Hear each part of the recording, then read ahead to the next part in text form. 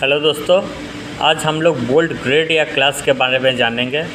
हम कोई भी बोल्ट देखेंगे तो उसमें कुछ मार्किंग्स रहेगा या कुछ नंबर रहेगा या उसके हेड के ऊपर कुछ भी नहीं रहेगा। तो उसका मतलब क्या बताता है, ये बहुत ही जानना ज़रूरी है। किस इक्विपमेंट में कहाँ पे कौन सा बोल्ट लगाएंगे, उसी नंबर या मार्किंग से ही हम लोग को पता चलता है। तो उससे पहले बोल्ट के बारे में जानने से पहले हमको यील्ड स्ट्रेंथ या अल्टीमेट स्ट्रेंथ जानना बहुत ज़रूरी है। ये क्या होता है, कोई भी मटेरियल या बोल्ट को हम लोग खींचते हैं, कोई लोड देते हैं तो वो इलोंगेशन होता है। उसका क्या होता है, थोड़ा उसका लेंथ बढ़ता है, वो लोड में आता है।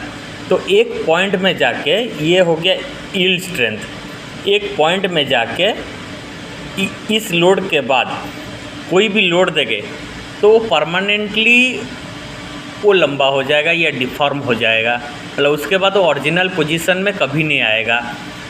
मान लीजिए कोई भी एक मटेरियल है या बोल्ट के बारे में जब बात करें तो सिर्फ बोल्ट में ही जाते हैं। एक 100 mm का बोल्ट है, उसको लोड दिया गया, उसको खींचा गया या टाइट किया गया है तो वो बढ़ के 100 पॉइंट कुछ mm बढ़ गया, 100 से 100.5 mm बढ़ गया।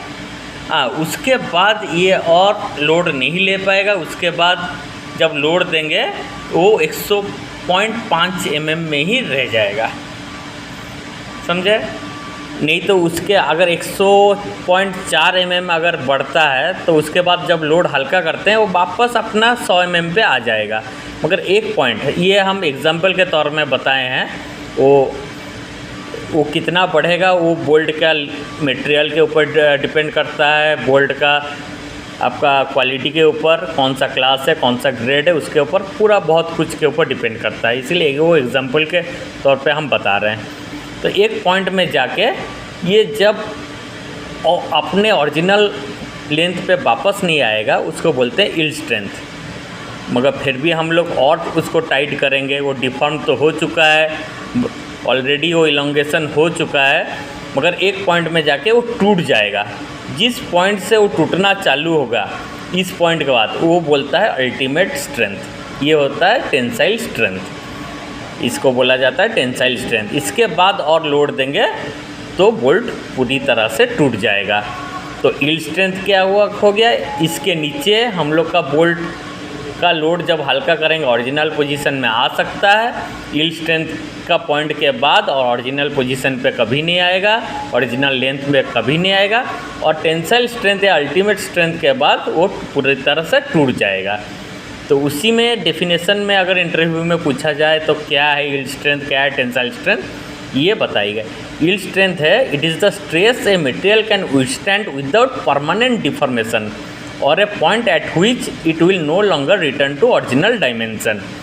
जो हम हिंदी में बताए, किसी को इंटरव्यू में इंग्लिश में बताएंगे तो बहुत अच्छी तरह से ये होगा। और टेंसाइल स्ट्रेंथ क्या है, it is the maximum stress that A material can withstand while being stressed और पुल्ड बिफोर फेलिंग और ब्रेकिंग।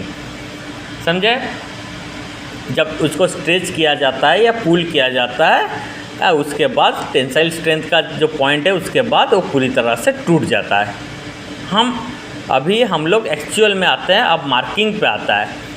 किसी बोल्ट में मार्किंग देखेंगे आप 4.6 लिखा हुआ है, 5.6 लिखा हुआ है, 8.8, 10.9 ऐसे टाइप का कुछ मार्किंग्स नंबर्स लिखा हुआ है। जिस बोल्ट में नंबर लिखा हुआ है वो आसान है, उसका एक कैलकुलेशन है, उस कैलकुलेशन का फॉर्मूला आप पता कर लेंगे तो बहुत ही आसान से जान लेंगे।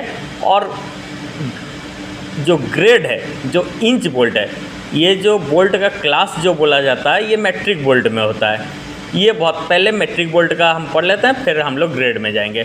तो इसको बोलते हैं, इस नंबर को क्लास बोलते हैं, बोल्ट का क्लास।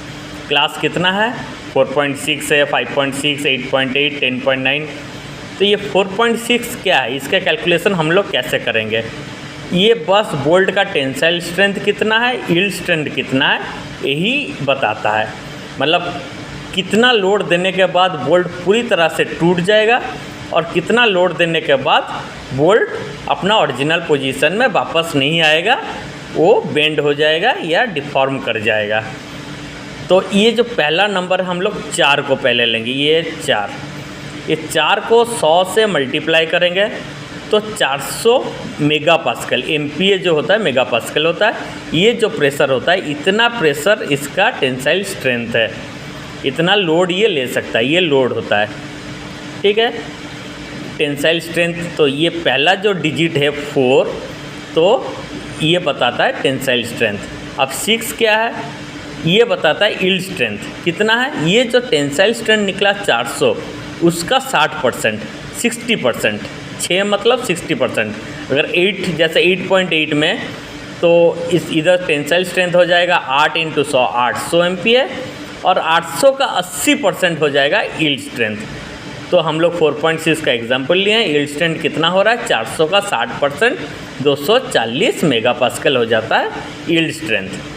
ये तो बहुत आसान है, मैट्रिक बोल्ट में हम लोग पता कर सकते हैं, कोई भी कैलकुलेशन करके, छोटा सा कैलकुलेशन है।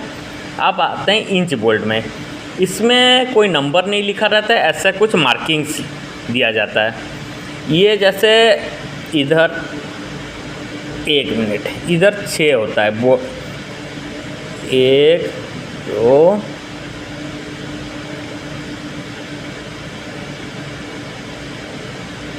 6 ऐसा रहता है। तो ग्रेड 2 में, ग्रेड 2 जो होता है 4.6, 5.6 जो हम लोग क्लास बोलते हैं, उसी के बराबर ही ये इंच में रहता है, इसको बोला जाता है ग्रेड 2। इसमें हेड में कोई भी मार्किंग नहीं रहेगा। अगर कोई भी मार्किंग नहीं रहे तो बोल दे इसमें तो कोई मार्किंग नहीं, पता ही नहीं चलेगा, ऐसा नहीं है। वो मतलब ग्रेड 2 का ही बोल्ट है, मगर इसके ऊपर कोई भी मार्किंग नहीं है, वो इंच बोल्ट में है। ठीक है। और ग्रेड 5 का क्या, जब 3 मार्किंग देखेंगे तब वो ग्रेड 5 का रहता है, वो सिमिलर क्या रहता है 8.8 क्लास। इसका जो स्ट्रेंथ है इसका बराबरी का रहता है। और ग्रेड 8 में आपको 6 मार्किंग मिलेगा। ये रहता है सिमिलर टू 10.9 क्लास, इसके बराबर का स्ट्रेंथ रहता है। ग्रेड 7 भी होता है जिसमें 5 तो रहता है। ये जैसे ग्रेड 8 में 6 ठो मार्किंग है, ऐसे 5 लाइन रहेगा तो ग्रेड 7। दोस्तों ये वीडियो कैसा लगा कमेंट सेक्शन में ज़रूर बताइएगा। अगर बोल्ट के बारे में, उसका ग्रेड क्लास के बारे में कोई भी डाउट हो तो कमेंट सेक्शन में आप पूछ सकते हैं, मैं श्योर इसका आंसर दूंगा। अगर आप चैनल सब्सक्राइब नहीं किए हैं तो चैनल सब्सक्राइब कर लीजिएगा और बेल आइकन दबा के रखिएगा, जैसे नया वीडियो आएगा आपको नया जानकारी मिलते रहे। थैंक यू, धन्यवाद।